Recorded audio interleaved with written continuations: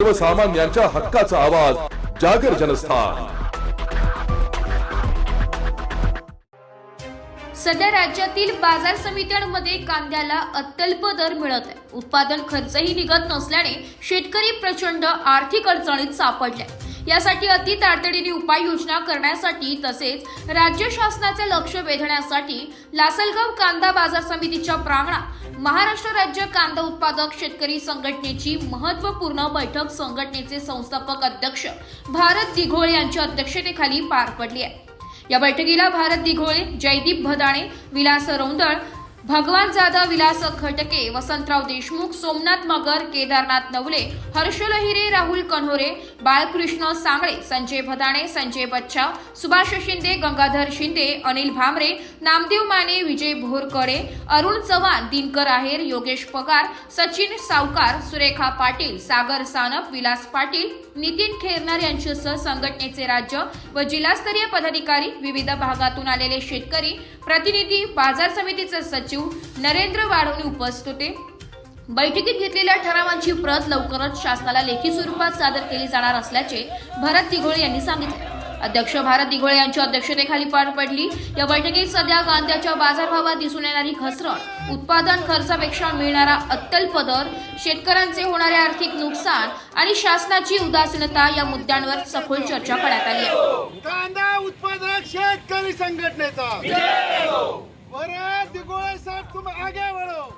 संघटनेच्या माध्यमातून संघटनेच्या नेतृत्वाखाली विशेष बैठकीचे आयोजन करण्यात आले होते। या बैठक प्रसंगी कांदा उत्पादक संघटनेचे राज्यातील सर्व जिल्ह्यातील पदाधिकारी व कांदा उत्पादक शेतकरी मोठ्या संख्येने उपस्थित होते।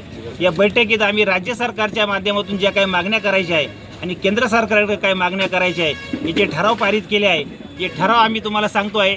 या ठरावामध्ये सर्वात पहिला ठराव आम्ही केलेला आहे की केंद्र सरकारने नो एक्सपोर्ट बॅन पॉलिसी म्हणजे कांदा निर्यात बंदी कधी करणार नाही असं धोरण केंद्र सरकारने निर्माण करावं। त्याचबरोबर केंद्र सरकारने कांद्याला उद्योगाचा दर्जा द्यावा।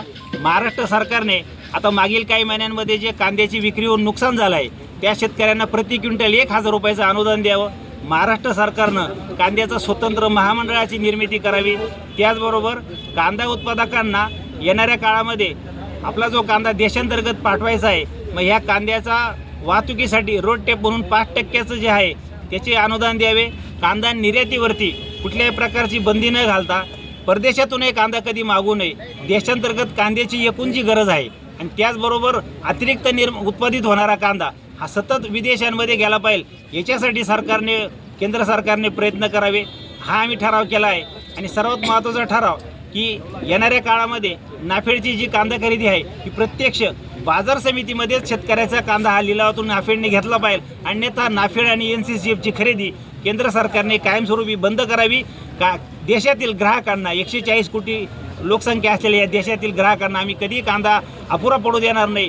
शेतकऱ्यांना ग्राहकांना लागणारा कांदा ही शेतकरीला तितकं पिकवतील। सरकारने निर्यात बंदी करू नये, कुठलेही बंधनं घालू नये असे अति महत्त्वाचे जे काही ठराव आहे ते आपण या आजच्या लासलगाव कृषी उत्पन्न बाजार समितीच्या या कांदा मार्केटमध्ये महाराष्ट्र राज्य कांदा उत्पादक शेतकरी संघटनेच्या माध्यमातून हे ठराव पास केले आहे, पारित केले आहे।